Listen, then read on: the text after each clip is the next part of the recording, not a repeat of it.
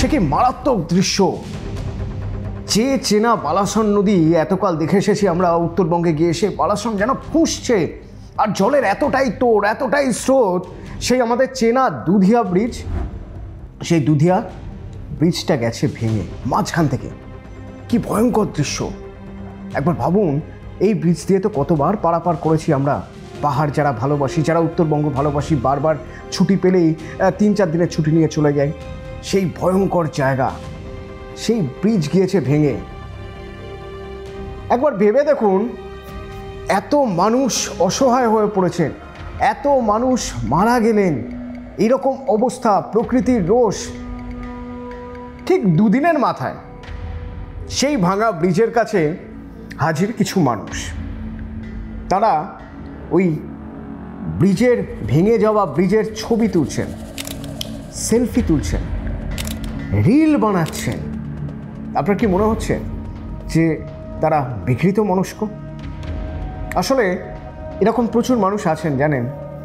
আমরা দেখেছি যখন 2023 সালে বালাসোরের বাহানাগা বাজারের কাছে সেই যে করমণ্ডল এক্সপ্রেস, ভয়ঙ্কর একটা অ্যাক্সিডেন্ট হলো, 300 জনের উপর মারা গেল, 900 জনের উপর ইনজিওর। কি ভয়ঙ্কর অবস্থা! মানে আমরা যখন স্পটে যাই, আমরা স্পটে গিয়ে দেখছি যে এই যেন একদম নরক, এরকম ভয়ঙ্কর হতে পারে। আস্তে আস্তে আস্তে আস্তে দুদিনের মাথা দেখা গেল তখনও পর্যন্ত ট্রেনের রেকগুলো পড়ে রয়েছে ওখানে। সেখান থেকে কিছু কিছু বডি এখনও তার ভিতর থেকে উদ্ধার হচ্ছে। সেই রকম অবস্থায় একটু দূরে সেখানে ঘুগনি, ভেলপুরি, ফুচকার দোকান হয়ে গেছে।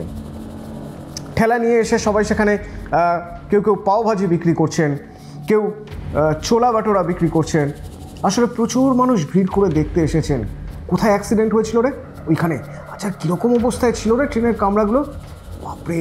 তাই চল তো দেখে আসি। দূর দূর থেকে মানুষ এসেছেন দেখতে।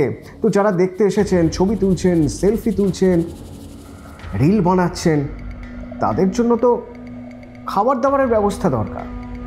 তো সেজন্য লোকাল যারা বাজারে বা অন্য কোথাও ঠেলা লাগিয়ে ফুচকা বিক্রি করতেন, ভেলপুরি বিক্রি করতেন, তারা চলে এসেছেন এখানে। জানেন, বিক্রিটা ভালোই হবে, কারণ যারা এসেছেন তারা ট্যুরিস্ট। শুনতে খারাপ লাগলেও তাদের ট্যুরিস্ট বলা হয়।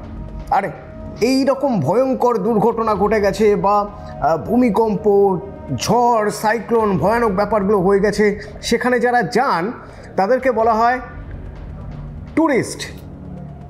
এই ধরনের ট্যুরিজমকে বলা হয় ডার্ক ট্যুরিজম। ডার্ক ট্যুরিজম আপনি ইন্টারনেটে সার্চ করে দেখতে পারেন। পৃথিবীতে এরকম অনেক সংস্থা আছে যারা ডার্ক ট্যুরিজম করায়। মানুষ সেই সব জায়গায় যেতে চায় যে জায়গাগুলো আর ভয়াল কিছু স্মৃতি রয়েছে, যে জায়গাগুলো এখনও দগদগে ঘা হয়ে রয়েছে, সেই সব জায়গায় তারা যেতে চান, তারা ঘুরতে চান। Dark tourism.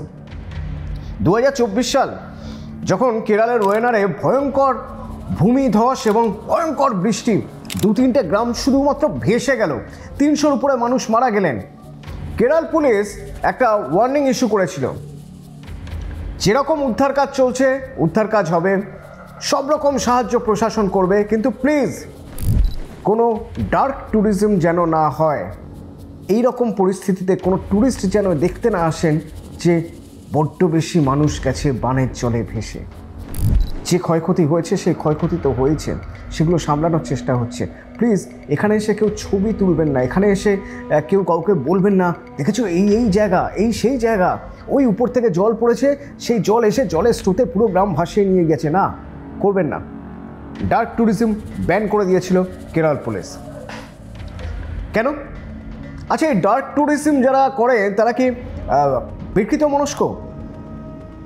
আসলে কিছু কিছু মানুষের মনে হয় যে এই জায়গাগুলোয় যখন কোনো একটা ভয়ঙ্কর দুর্ঘটনা ঘটেছে বা এমন কোনো পরিস্থিতি তৈরি হয়েছে, ন্যাচারাল ক্যালামিটিস, হ্যাঁ, যেখানে অনেক মানুষ তারা আশ্রয়হীন হয়ে পড়েছেন, ভয়ঙ্কর দুর্ঘটনা, রক্তারক্তি অবস্থা, সেই জায়গার ছবি তুলতে যাওয়া মানে বিকৃত মনস্ক।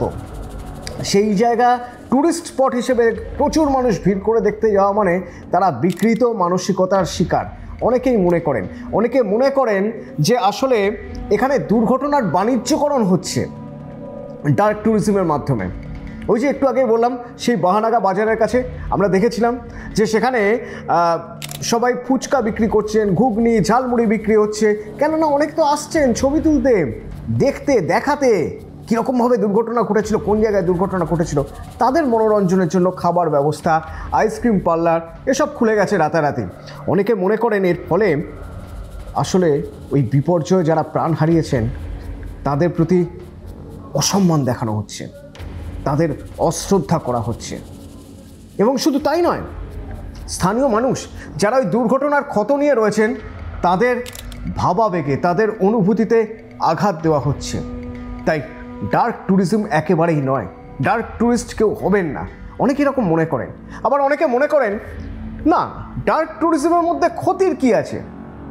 আমাদের দেশেই বেশ কিছু জায়গায় ডার্ক ট্যুরিজম হয়।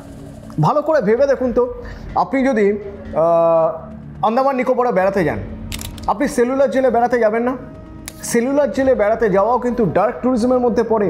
তার কারণ এই সেলুলার জেলে একসময় বিপ্লবীদের কিভাবে অত্যাচার করা হয়েছিল সেই সব চিহ্ন, সেই সব যেখানে ঝুলিয়ে বেঁধে রেখে অত্যাচার করা হতো সেই সব রয়েছে। আপনি দেখতে যাচ্ছেন তো? তাহলে আপনি কি বিকৃত মানসিকতার শিকার? না, এখানেই সমস্যা। চট করে দাগিয়ে না দিয়ে একটু ঠান্ডা মাথায় ভাবলে দেখা যায় যে সবসময় ডার্ক ট্যুরিজম যে বিকৃত মানসিকতার জায়গা থেকে হয় তা কিন্তু নয়। সেখানে ইতিহাসকে জানার একটা ব্যাপার থেকে যায়। যেমন ধরুন জালিয়ানওয়ালাবাগ। এই জালিয়ানওয়ালাবাগে আপনি যদি একবার যান, সেখানে গিয়ে আপনি মাটি ছুঁড়ে আপনার কোথাও মনে হবে যে আমাদের পূর্বপুরুষরা কিভাবে লড়াই করেছেন, সেদিন কি ভয়ঙ্কর ঘটনা ঘটেছিল, কিভাবে এত মানুষকে একসঙ্গে মেরে ফেলা হয়েছিল। ইতিহাসকে ছুঁয়ে দেখার সুযোগ পাচ্ছেন আপনি। ভুজ, গুজরাতের ভুজ, কি ভয়ঙ্কর ভূমিকম্প হয়েছিল। মধ্যপ্রদেশের ভোপাল, সেই গ্যাস লিক, কি ভয়ানক ঘটনা ঘটেছিল। আসলে সব কিছুরই কয়েনের এপিট আছে ওপিট আছে। কেউ বলবেন বিকৃত মানসিকতার জায়গা থেকে ডার্ক ট্যুরিজম, কেউ বলবেন ইতিহাসকে ছুঁয়ে দেখার জন্য, সত্যিটা জানার জন্য ডার্ক ট্যুরিজম। আর সেজন্য বিদেশে বিভিন্ন জায়গায় অনেক বড় বড় সংস্থা রয়েছে ডার্ক ট্যুরিজমের। আর সেই ডার্ক ট্যুরিজম কোথায় কোথায় তাদের ঘোরানো হয়, ট্যুর কোথায় কোথায় হয়। ভেবে দেখুন, পোল্যান্ডে সেই নাজিদের কনসেন্ট্রেশন ক্যাম্প, যেখানে দগ্ধে দগ্ধে মারা হতো, গ্যাস চেম্বারে ঢুকিয়ে দেওয়া হতো, সেটা এখন ডার্ক ট্যুরিজমের পার্ট। সেখানে ট্যুরিস্টরা যান, দেখতে চান। আবার ভাবুন চেরনোবিল, সেই যে চেরনোবিল, যেখানে সেই পরমাণু বিকিরণ, সেই বিকিরণের ফলে ভয়ঙ্কর অবস্থা, পুরো এলাকা খাঁকা হয়ে গিয়েছিল। সেই চেরনোবিল ডার্ক ট্যুরিজমের স্পট। হিরোশিমা ডার্ক ট্যুরিজমের spot. World Trade Center dark ট্যুরিজমের স্পট। আসলে মানুষ সবসময় যে কারো ক্ষত চিহ্নে দগদগে খায় আঁচড় কাটতে চান তা কিন্তু নয়। কখনো কখনো মানুষ চান সেই ক্ষতে হাত বোলাতে, যে ক্ষত হয়েছে সেই ক্ষত নতুন করে মনে করতে। ইতিহাস থেকে তো মানুষ শিক্ষা নেয়, সেই ইতিহাসকে ছুঁয়ে দেখার জন্যই নাকি ডার্ক ট্যুরিজম। অন্তত যারা ডার্ক ট্যুরিজম কনসেপ্টে বিশ্বাস করেন বা কালো পর্যটন, অন্ধকার পর্যটনে যারা বিশ্বাস করেন, তারা সে কথাই বলেন।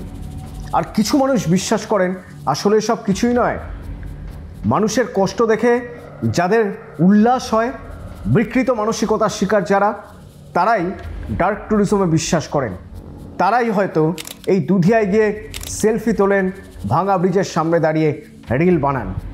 কয়েনের দুটো পিঠই রয়েছে, কিন্তু তার পাশাপাশি এটাই সত্যি, চরম সত্যি, যে মানুষ দেখতে চান যখনই খবর পান ভালো বা মন্দ কিছু, আসলে তা কী, সেখানে গিয়ে সেই জিনিসের বা সেই প্রেক্ষাপটের সাক্ষী হতে চান।